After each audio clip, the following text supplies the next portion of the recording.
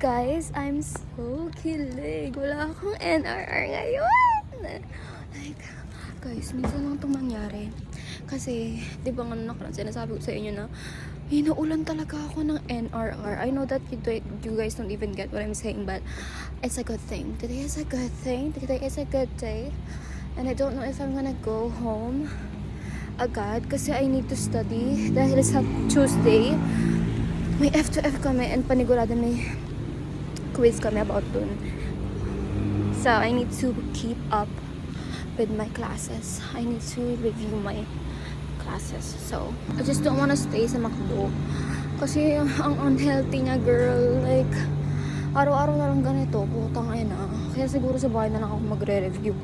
Kasi hindi ko mapapagastos talaga ako pag nagstay pa ako dito eh. So, siguro bibili na lang almusal ko. And, yeah. It's 4:12 a.m. Kailangan ko magbihis dito para tatry kong mag-shuttle papuntang school. Kasi may Cubao Telos dun. So, from Cubao Telos, sasakay ako ng bus papuntang school. Guys, kailangan ko magpa-load. Kasi wala akong load po. Tangina talaga. Ang bilis maubos ang load ko na 99 minutes. Sabi 7 days. Pero bakit 4 days lang? Kasi hindi ko pa siya nagamit ng lubusan. Kaya iniisip ko nga kung magbibihis ako agad. Magbibihis na lang siguro muna ako para din ako mahasal. Kasi kailangan ko ang habulin yung mga lessons ko. Kasi putang ina girl. Yung online classes namin hindi ako nakinig. Kasi syempre tulog ako, diba? Kasi 7 a.m. to 10 a.m. yung klase namin. Paano ako matutulog niyan?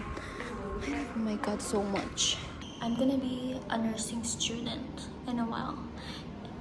And 5, 4, 3, 2.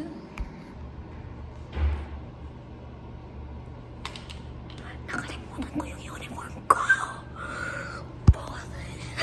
What the fuck? Tignan mo. Bitch. Dala ko yung sapatos ko. Pinili ko dala yung uniform ko. Hindi nga, seryoso ba? Tignan mo. Kasi nakalimutan ko yung uniform ko.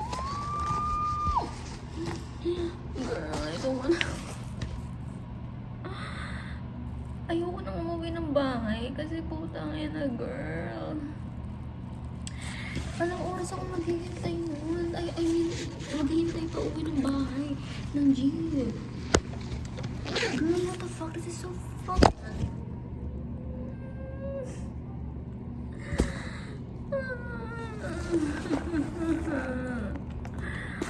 Ano lang gagawin ko? Alam mo naman nagmapang-fit ko dito. Itulog silang lahat.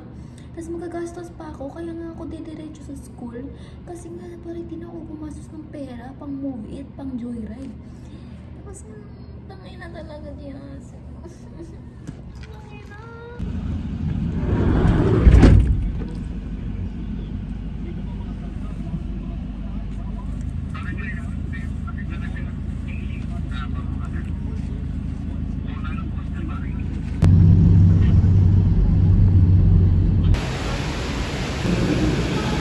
Guys, it is 7:40 a.m. I'm 40 minutes late to class. I think may mga na-late din. Kasi sobrang traffic talaga. Like, guys, as in. Aray ko. It is raining. Nasakay ako ng shuttle papuntang Cubao. Girl, I'm actually gonna fucking cry. Kasi wala akong cash. Like, ang meron lang ako is Gcash. And kaalis lang nung shuttle ng Telos. Kaya mag-jeep na lang ako. Mag-commute na lang pupuntang school. Okay, kasi kahapon tinry ko mag-commute or gamitin yung shuttle namin. Kaso hindi siya 6:15 pa darating yung shuttle papuntang Cubao. 7 a.m. klase ko, diba? Hindi malilate na ako nun. And I still have 2 quizzes later. Mamayang 7 a.m. class and mamayang 3 to 5 p.m. class. And guys, I don't know. Sana makatulog ako mamaya sa library. Kasi may pasok ako mamaya ng 7 p.m. sa work. So I don't even know what I'm gonna do right now. Pero I'm imagining later, mukha akong zombie. I don't know. Oh my gosh, God help me.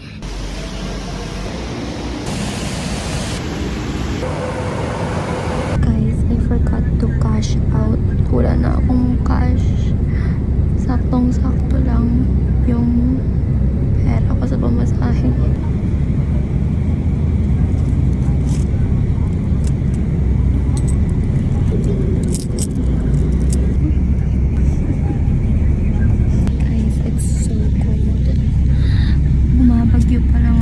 ibang levels ng suspend na hindi ko alam kung mag-suspend ba ngayon. Sana i-suspend na lang.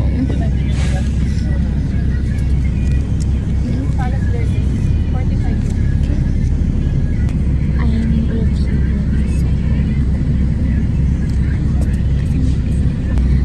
60 items quiz. Buti na lang multiple choice.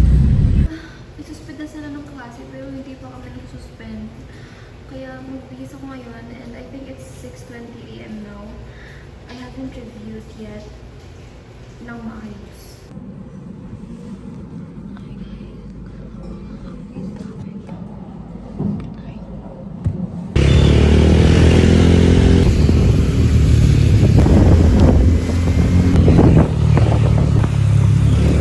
Hi guys, I just got home a little while ago. Parang mo sa TC ko na hindi ako makakapasok sa shift ko mamayang 7 to 7 PM. Sabi ko kung nanong kung pwedeng pumasok na ako ng mga 8:30 kasi ang schedule ko talaga next week is magbabago na 8:30 na yung schedule ko doon. Hindi ko nga alam kung nakatulog ako kanina sa library kasi I can feel people moving around me. I can hear the people around me. And I don't know kung nakatulog ba ako or nakapikit lang mata ko. Pero sabi kasi ni G, nakatulog daw ako kasi mukha naman daw akong tulog sa motor, sa joyride. Ilang beses na ito nangyayari sa akin. Like, syempre nung nag-start ako magtrabaho, diba? Never felt so tired and sleepy my entire life. Hindi ko pa nararanasan na yung nakatulog ko completely and tumaob ako sa motor kasi I'm fighting the sleep. Pero yung mata ko, kusang pumipikit. Oh my God. Titiisin ko lang talaga ngayon. I'm gonna push through.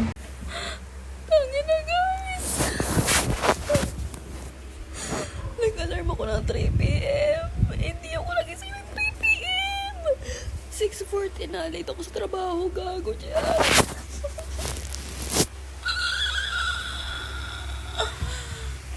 Guys, nakakaya na kay TC. Lagi na lang akong ganito. Like, na nakaraan na late ako kasi akala ko 8 PM na mag-start yung pasok ko. Kaya na-late ako ng ilang oras kasi akala ko 8:30 pa yung pasok ko, yung shift ko. Guys, absent pa ako ngayon. Ano mo sabihin ko sa TC ko, girl? Tangina talaga siya. Amazing. Guys, I'm in this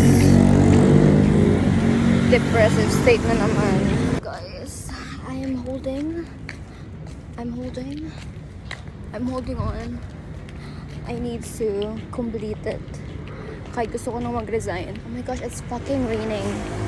It's freaking raining, bitch. Oh my God, it's raining hard. Hi guys. Tapos na, break na namin. Break RD, rest day na namin. I'm so happy kasi ilang araw ko na siyang hinihintay na mag-rest day ako. Kasi, alam niyo ba guys, like, I have this thing na kailangan kong pigilan sarili ko na wag tamarin.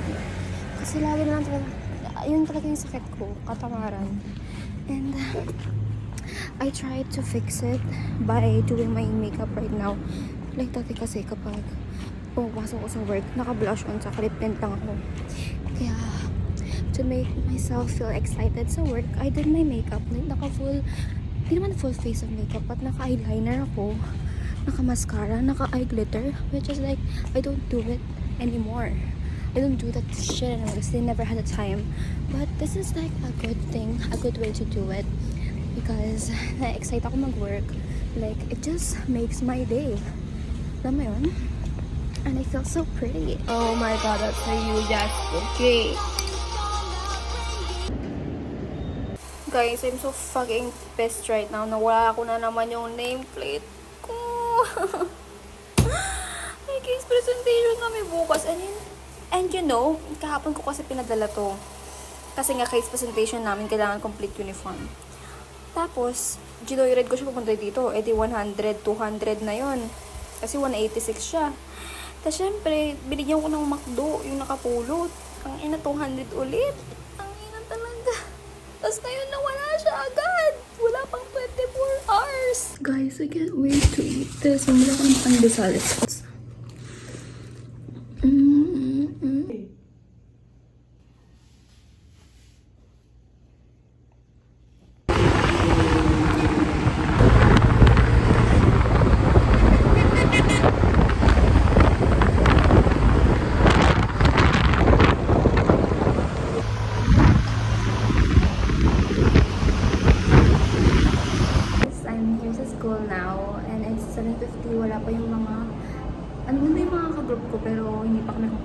So, ngayon ayusin ko yung hair natin. Magiging maayos yung aking hair in